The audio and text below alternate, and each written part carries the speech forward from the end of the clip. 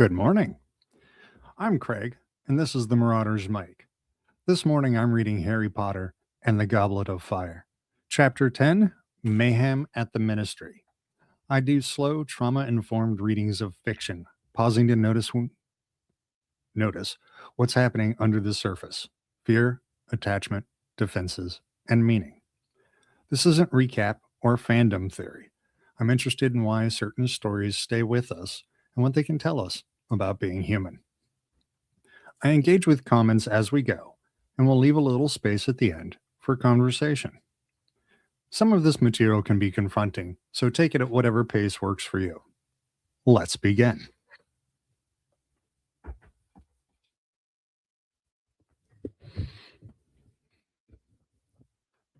Mr. Weasley woke them after only a few hours' sleep. He used magic to pack up the tents, and they left the campsite as quickly as possible, passing Mr. Roberts at the door of his cottage.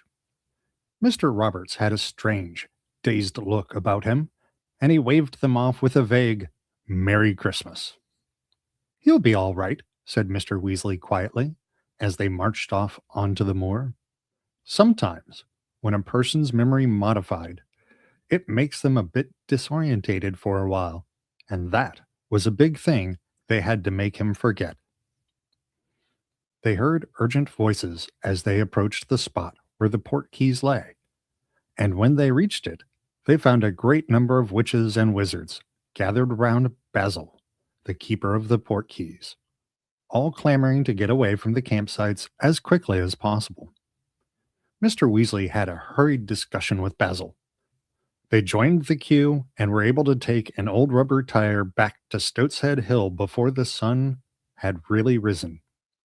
They walked back through Ottery St. Catchpole towards the burrow and the dawn light, talking very little because they were so exhausted and thinking longingly of their breakfast. As they rounded the corner in the lane and the burrow came into view, a cry echoed along the damp lane. "Well, we just had a refugee scene." All right, that's what happens after any sort of event goes horribly wrong and the survivors flee and they have to get home. Trauma, right in the beginning.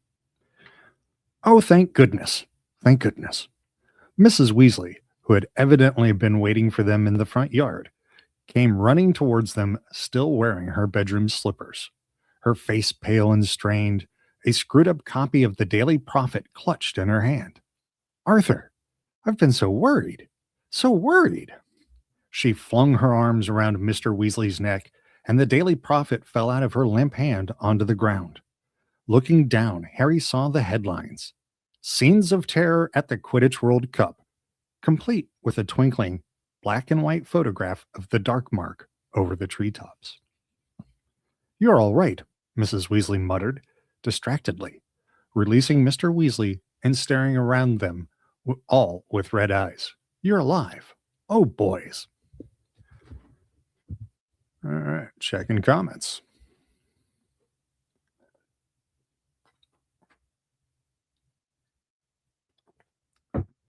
I love the science brain there. What longitudinal research has been done on the safe and effectiveness of time over time on muggles of memory and erasing charms? That's a great ethical question. I wonder if there's a Muggle ethics review board. Right. And to everybody's surprise, she seized Fred and George and pulled them both into such a tight hug that their heads banged together.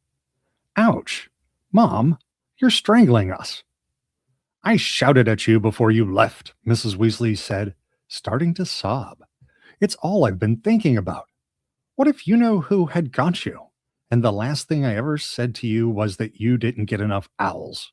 "Oh, Fred, George. Come on now, Molly. We're all perfectly okay," said Mr. Weasley soothingly, prizing her off the twins and leading her back towards the house. "Bill," he added in an undertone. Pick up that paper. I want to see what it says. When they were all crammed into the tiny kitchen, and Hermione had made Mrs. Weasley a cup of very strong tea, into which Mr. Weasley insisted on pouring a shot of Ogden's Old Fire whiskey, Bill handed his father the newspaper. Mr. Weasley scanned the front page while Percy looked over his shoulder. I knew it, said Mr. Weasley heavily. Ministry blunders. Culprits not apprehended. Lax security. Dark wizards running unchecked. National disgrace. Who wrote this? Of course. Rita Skeeter. That woman's got it in for the Ministry of Magic, said Percy furiously. Last week she was saying we're wasting our time quiggling about cauldron thickness when we should be stamping out vampires. As if it wasn't specifically stated in paragraph 12 of the guidelines for the treatment of non-wizard part humans. Do us a favor, Perce, said Bill, yawning, and shut up. I'm mentioned, said Mr. Weasley, his eyes widening behind his glasses, as he reached the bottom of the Daily Prophet article. Where? Sputtered Mrs. Weasley, choking on her tea and whiskey. If I'd seen that, I'd have known you were alive. Not by name, said Mr. Weasley. Listen to this. If the terrified wizards and witches who waited breathlessly for news at the edge of the wood expected reassurance from the Ministry of Magic, they were sadly disappointed. A ministry official emerged sometime after the appearance of the Dark Mark, alleging that nobody had been hurt, but refusing to give any more information. Whether this statement will be enough to quash the rumors that several bodies were recovered from the woods an hour later remains to be seen. Oh, really? Said Mr. Weasley in exasperation, handing the paper to Percy. Nobody was hurt. What was I supposed to say? Rumors that several bodies were removed from the woods? Well, there certainly will be rumors now that she's printed that. Yeah, and that's a great journalistic technique.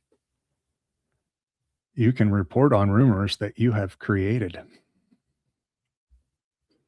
He heaved a deep sigh. Molly, I'm going to have to go into the office. This is going to take some smoothing over. I'll come with you, Father, said Percy importantly.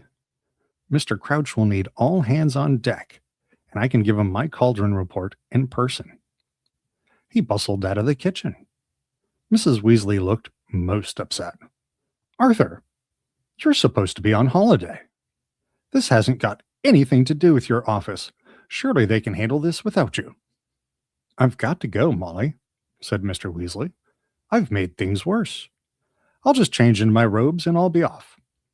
Mrs. Weasley, said Harry suddenly, unable to contain himself. Hedwig hasn't arrived with a letter for me, has she?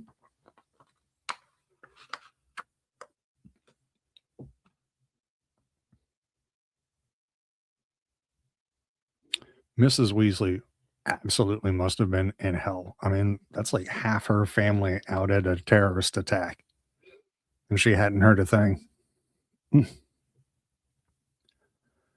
Hedwig, dear? Said Mrs. Weasley distractedly.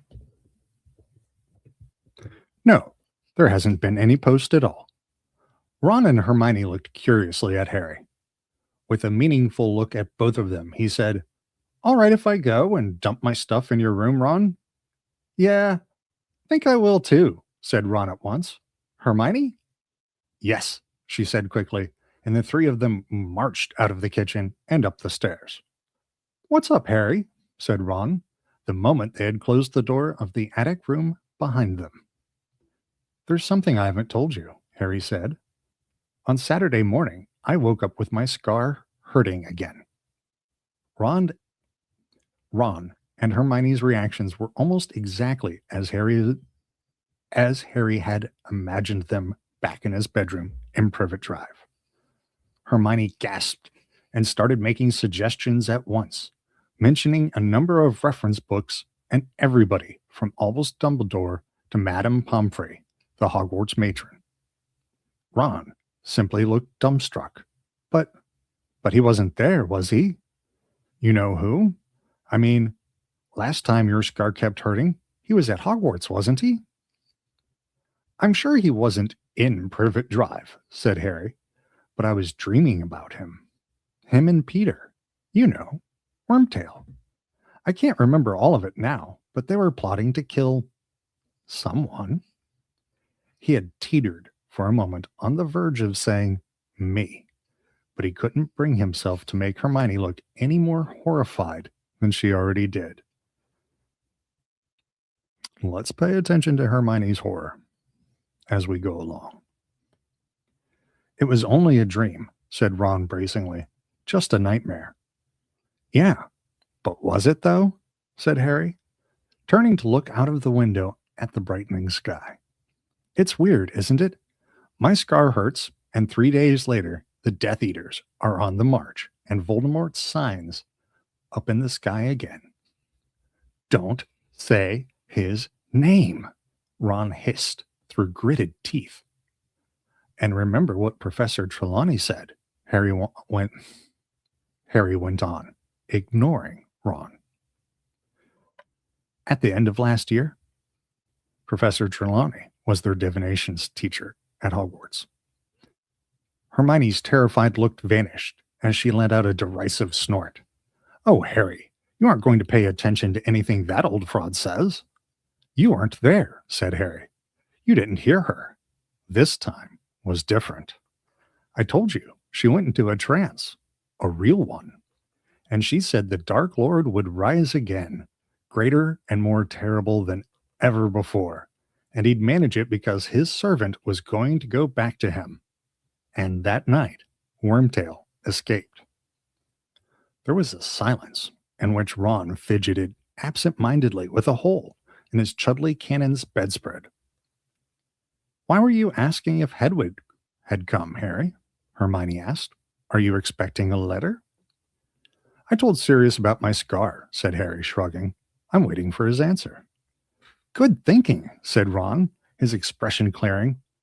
I bet Sirius will know what to do. I hoped he'd get back to me quickly, said Harry.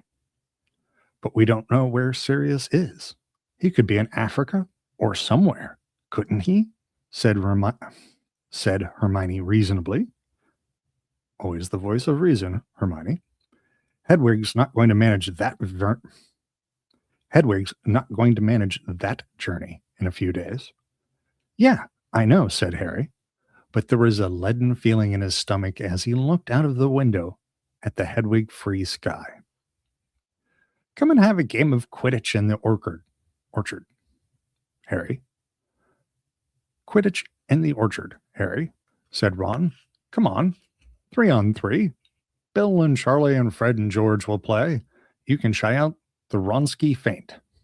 Ron, said Hermione, in an I don't think you're being very sensitive sort of voice. I hope she has that voice on speed dial, because if not, she's probably going to need that one. Harry doesn't want to play Quidditch right now. He's worried, and he's tired. We all need to go to bed. Yeah, I want to play Quidditch, said Harry suddenly. Hang on, I'll get my firebolt. Hermione left the room, muttering something which sounded very much like boys. Great time for a coffee break and checking messages. Bear with me for a second here.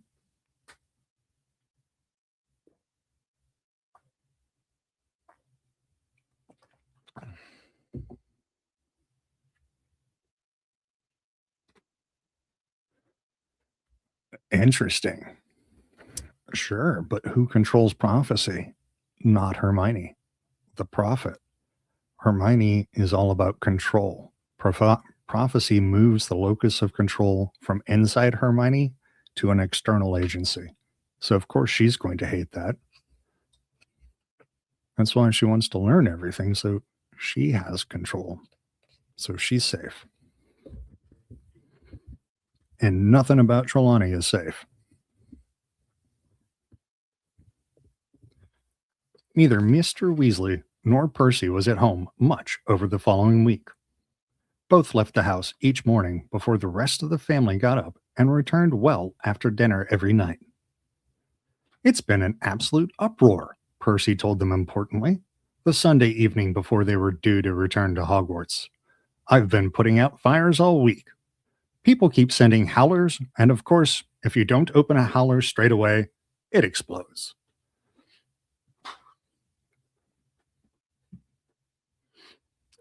Scorch marks all over my desk, and my best quill reduced to cinders. Why are they all sending howlers? Asked Jenny, who was mending her copy of 1,000 Magical Herbs and Fungi with spello tape on the rug in front of the living room fire.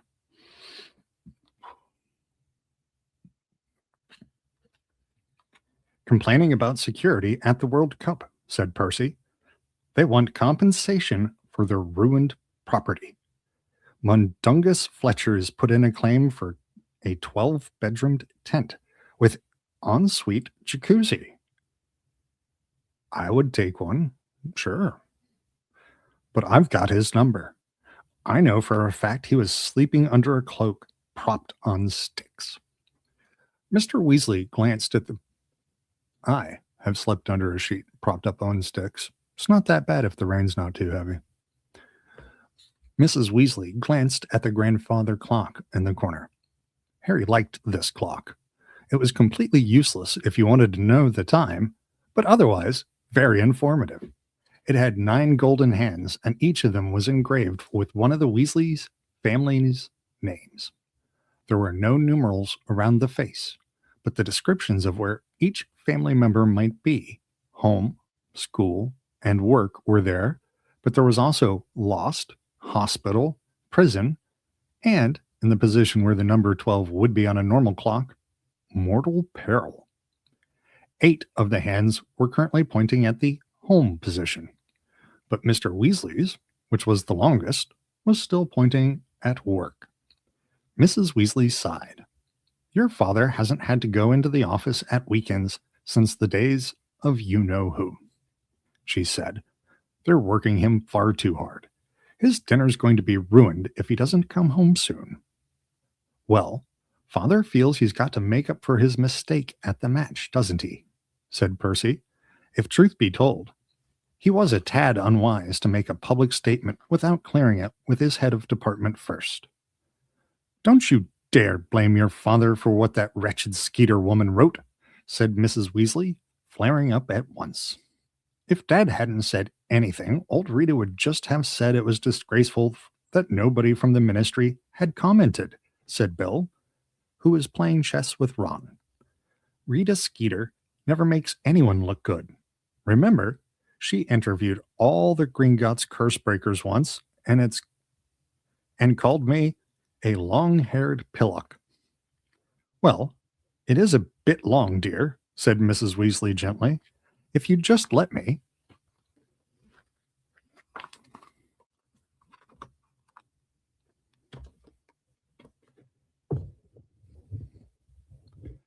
No, Mum.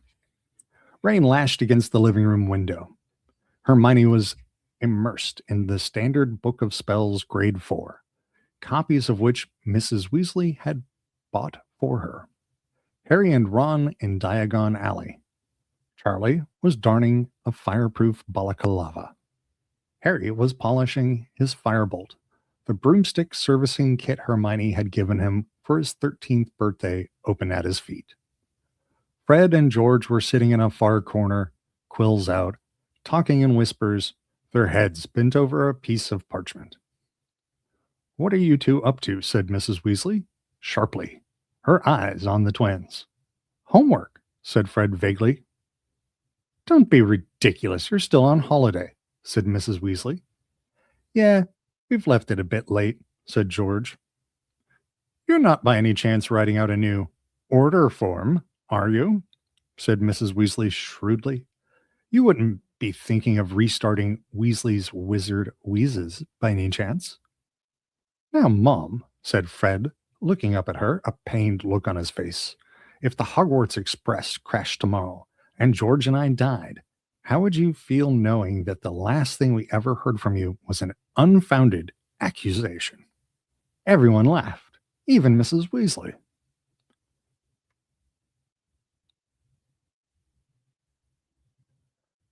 And as to Katie's comment, yeah, she is absolutely probably biased by the source.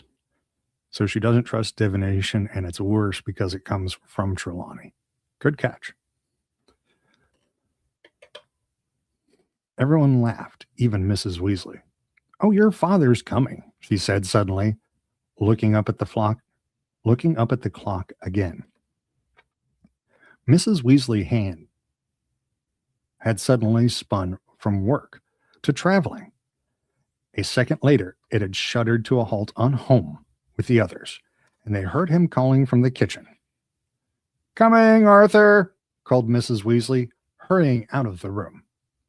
A few moments later, Mr. Weasley had come into the warm living room, carrying his dinner on a tray. He looked completely exhausted. Well, the fat's really in the fire now, he told Mrs. Weasley as he sat down in an armchair near the fire and toyed unenthusiastically with his somewhat shriveled cauliflower. Well, that doesn't sound appealing. Rita Skeeter's been ferreting around all week, looking for more ministry mess-ups to report. And now she's found out about poor old Bertha going missing. So that'll be the headline and the prophet tomorrow. I told Bagman he should have sent someone to look for her ages ago. And as I was remastering chapter 1 the other day, excuse me, had to go through the conversation again where Wormtail and Voldemort are discussing abducting this lady. So yeah, we should have been looking for her a long time ago.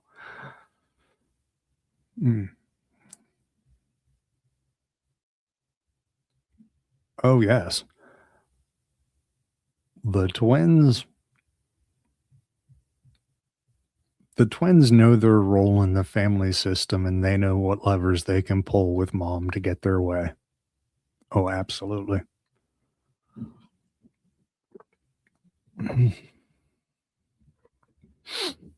Mr. Crouch has been saying it for weeks and weeks, said Percy swiftly. Crouch is very lucky Rita hasn't found out about Winky, said Mr. Weasley irritably. There'd be a week's worth of headlines in his house elf being caught holding the wand that conjured the dark mark. I thought we were all agreed that elf, while irresponsible, did not conjure the mark, said Percy hotly. If you ask me, Mr. Crouch is very lucky no one at the Daily Prophet knows how mean he is to elves, said Hermione angrily.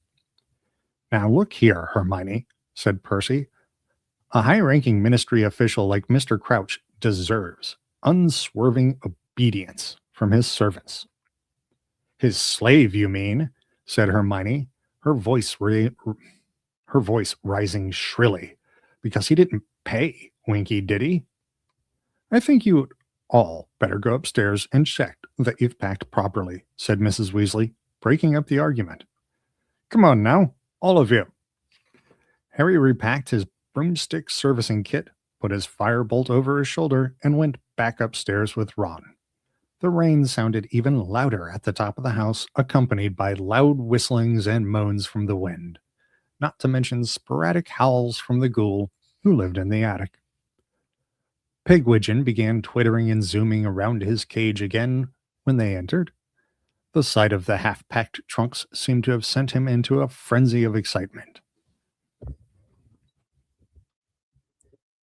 Bring him some owl treats, said Ron, throwing a packet across to Harry. It might shut him up.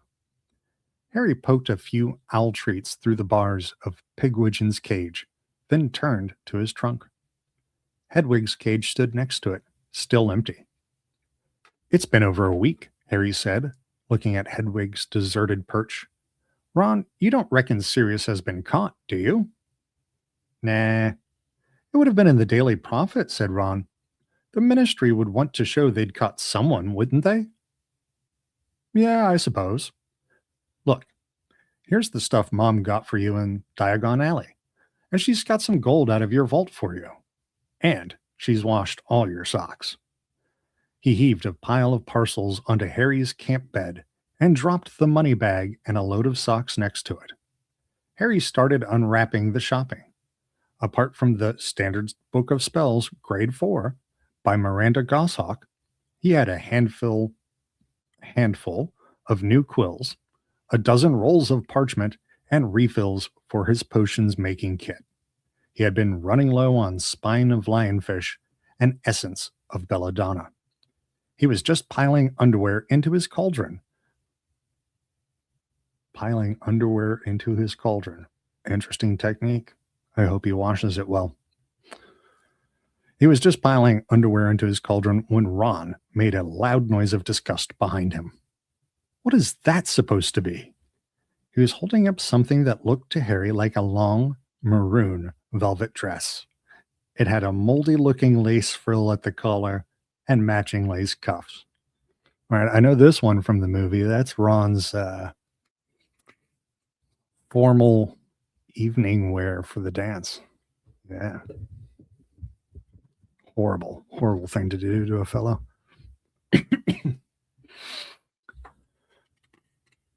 There was a knock on the door, and Mrs. Weasley entered, carrying an armful of freshly laundered Hogwarts robes.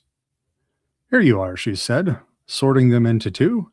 "Now, mind you pack them properly so they don't crease."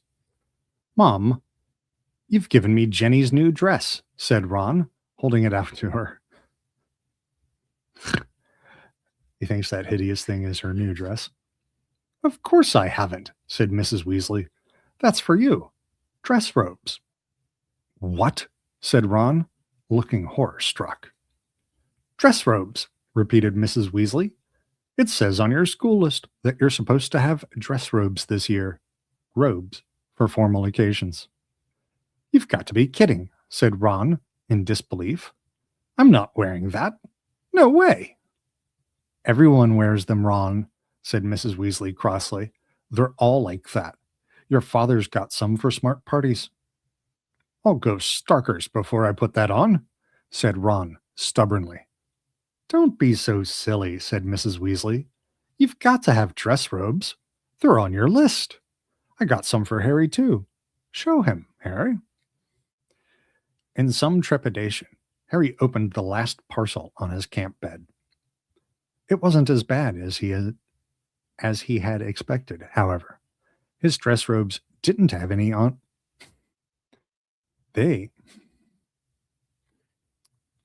His dress robes didn't have any lace on them at all. In fact, they were more or less the same as his school ones, except they were bottle green instead of black. "I thought they'd bring out the color of your eyes, dear," said Mrs. Weasley fondly. "Well, they're okay," said Ron angrily, looking at Harry's robes. "Why couldn't I have some like that?" "Because, well, I had to get yours second-hand, and there wasn't a lot of choice," said Mrs. Weasley, flushing. Harry looked away. He would willingly have, and we're on the last page, so great time for any wrap-up comments.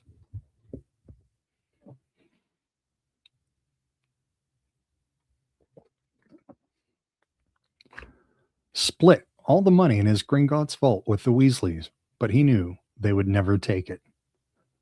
"I'm never wearing them," Ron was saying stubbornly. "Never."